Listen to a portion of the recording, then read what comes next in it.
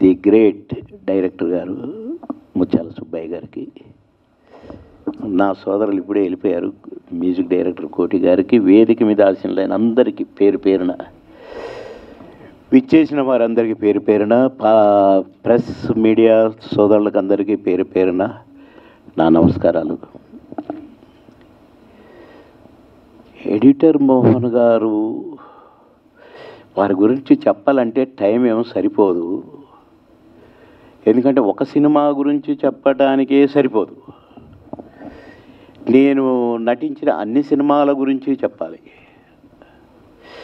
అంటే ఆ చెప్పే విషయంలో అసలు ఏదో ఆషామాషాగా చెప్పేటివి కావు.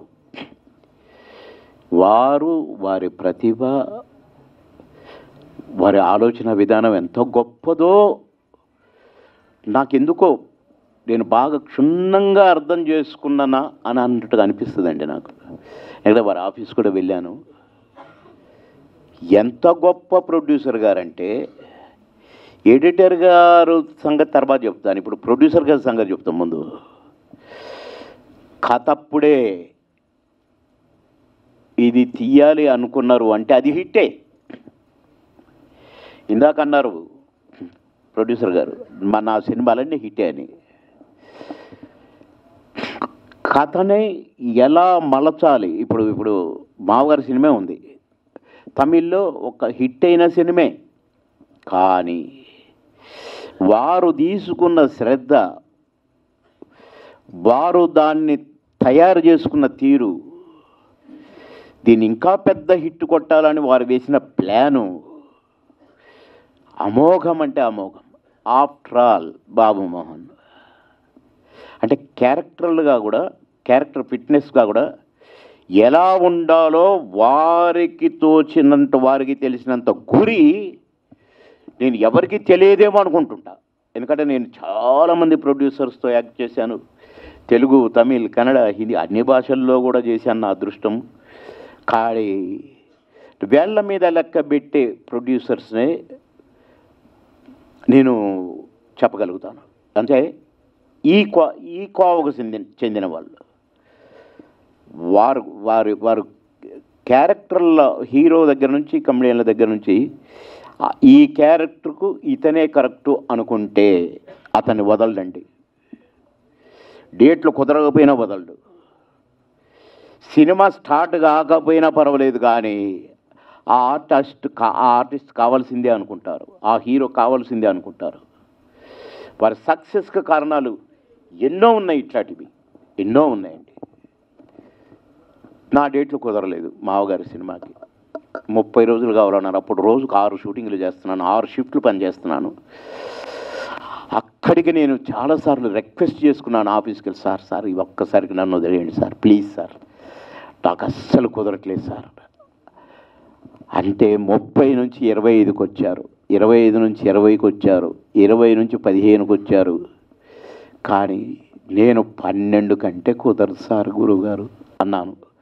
అంటే నాకు రిక్వెస్ట్ చేయటానికి కూడా ఏడుపు వచ్చేంత పని అవుతుంది. లేదు, నువ్వే కావాలి, నువ్వే చేయాలి ఆ క్యారెక్టర్. అరే సార్ ఏంటి ఇట్లా పట్టుబడతారు అనుకున్నాను. 3 సార్లు ప్రివ్యూ వేశారు, నేను 3 సార్లు చూడటానికి కుదరలేదు. నా మీద చాలా కోపం వచ్చింది సార్కి, ప్రొడ్యూసర్ గారికి. ఎందుకంటే నేను కావాలని కాదండి, అసలు క్షణము తీరికలేక కుదరక, ఒక్కరోజే మెడ్రాసు, ఒక్కరోజే తిరుపతి, ఒక్కరోజే వైజాగ్, ఒక్కరోజే హైదరాబాద్, ఆ పొజిషన్లో మళ్ళీ ఎక్కడికి వస్తే అక్కడ 5-6 షూటింగులు. 6వ షిఫ్ట్ 4 to 6 ఉండేది. సరే మొత్తానికి 12, అసలు 30 రోజుల డేట్లు కోటగారిచ్చి, దాసర్ గారిచ్చి, అందరిస్తే నేను 12 రోజులు ఇస్తే అసలు నన్ను పెట్టుకోవచ్చా సినిమాలో? అంత క్రమశిక్షణ కలిగిన ప్రొడ్యూసర్ గారు, కమిట్మెంట్ ఉన్న ప్రొడ్యూసర్ గారు. కానీ వారి ధైర్యం ఏంటో పెట్టుకున్నారు.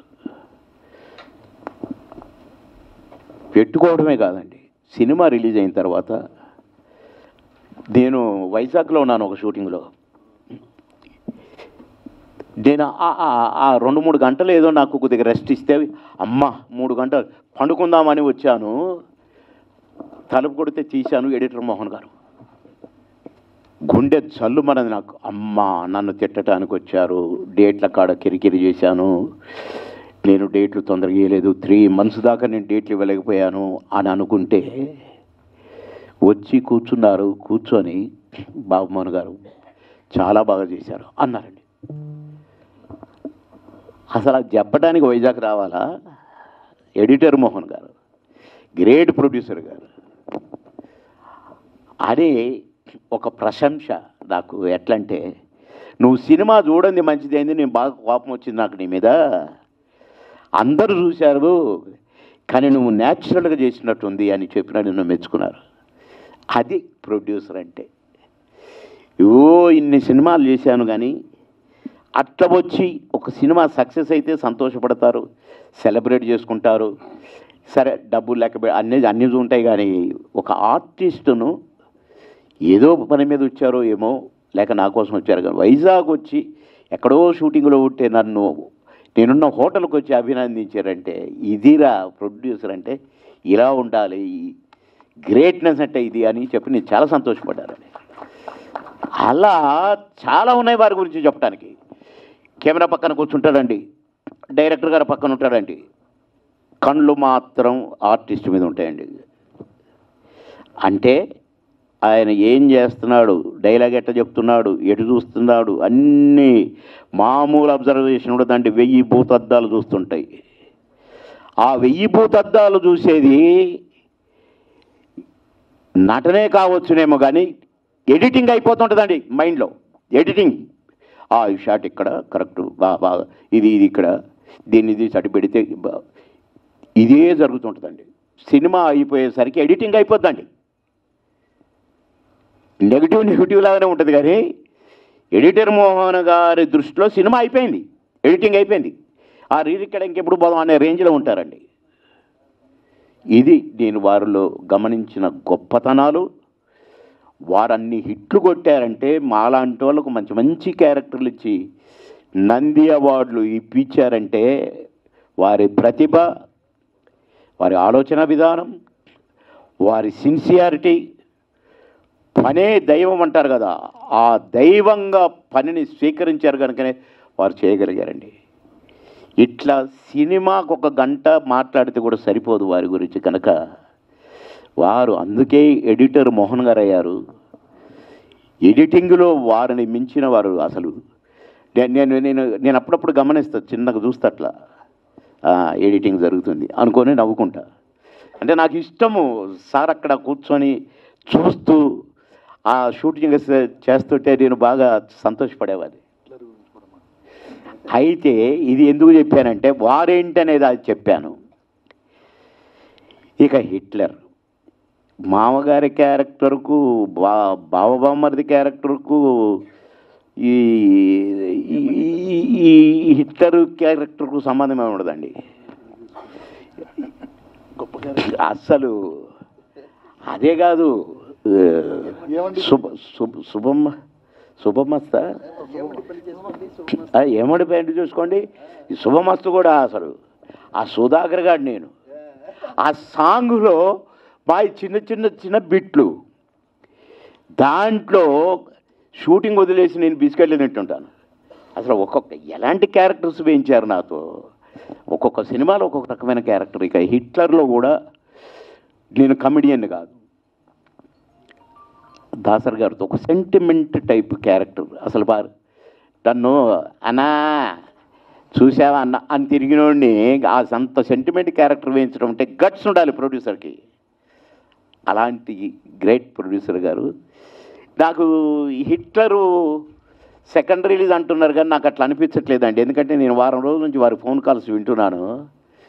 ఇది అసలు ఫస్ట్ రిలీజ్ రాగానే ఉంది వారి హడావుడైతే.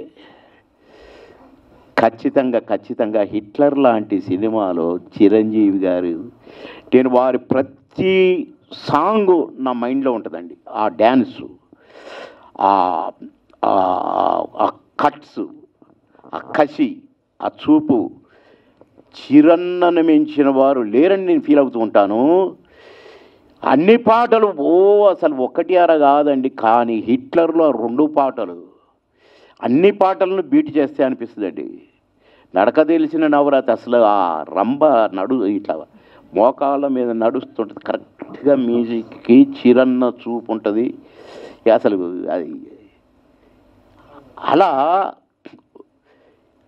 6 పాటలు హిట్ ఉన్న డ్యాన్సులతో ఉన్న సినిమాలతో పోటీగా 2 పాటలు వర్క్ చేసినండి హిట్లర్కి. అందరి క్యారెక్టర్లు కూడా ఎంత మంచి సెంటిమెంట్. చిరన్న కంట తడి పెట్టుకొని, అందులో మరి చిరన్న ఒప్పుకున్నాడా లేకుంటే ప్రొడ్యూసర్, డ్రెస్ కూడా అండి చక్కని బుషర్టు ప్యాంటు, రాముడు మంచివాడు. అసలు ఆ ప్యాట్రన్ ఎప్పుడు చిరంజీవి గారు ఏ సినిమాలలో వేల గమ్మత్ డ్రెస్సింగ్ సింపుల్గా. కానీ ఇక అసలు చిరణ్ అంటే చిరణ్ అనుకోండి. అట్లా ఈ హిట్లర్ పిక్చర్ ఖచ్చితంగా నూతన సంవత్సరంలో రిలీజ్ అవుతుంది. మళ్ళీ డెఫినెట్గా విజయ దుందుబి మోగుతుంది. ఎందుకంటే ఈ మధ్య కాలంలో చిరన్న కథ బయటికి రాలే, ఇంత ఊపు సినిమా రాలే. వస్తుంది ఇప్పుడు మళ్ళా పాత రోజులు జడ్జనకర జనారే డెఫినెట్. మళ్ళా అప్పుడు నెల్లూరులో చేశారు 100 days. కానీ ఈసారి ఈ దగ్గరలో హైదరాబాద్ చుట్టే చేయాలని కోరుకుంటున్న ఎట్రమోహన్ గారిని. మేడం గారు, విజయలక్ష్మి గారు మేడం గారు వచ్చారని తెలిసింది, వారి సత్యమణి గారు. అస్సలు ఈ ఎడిటర్ మోహన్ గారు ఇంత పట్టుదలతో పనిచేయటానికి కానీ మొత్తం వెనకాల నాకు ఆ మేడమే అనిపిస్తుందండి. ఎందుకంటే ఉన్నత చదువులు వారు ఉన్నత చదువులు చదివిన చాలా విజ్ఞాని. కానీ వీరి విజయాల వెనక మాత్రం మేడమే డెఫినెట్గా.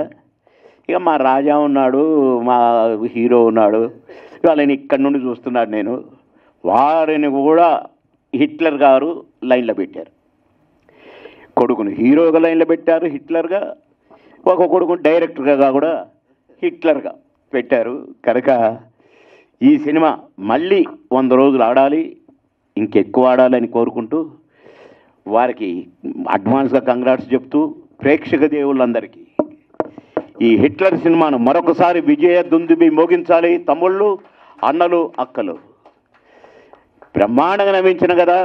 విజ్ఞప్తి చేసేది ఫస్ట్ టైం ఇన్ని 100 సినిమాల తర్వాత 1800, 900 ఉన్నాయి తెలుగు, తమిళ్, కన్నడ అన్నీ కలిపితే. కానీ ఫస్ట్ టైం, సెకండ్ రిలీజ్ కాదు ఇది, ఫస్ట్ రిలీజ్ అన్నంత విజయాన్ని మీరు ఇస్తారని ప్రేక్షక దేవుళ్ళని కోరుకుంటున్నాను. అడ్వాన్స్గా happy new year, happy new year, నూతన సంవత్సర శుభాకాంక్షలు.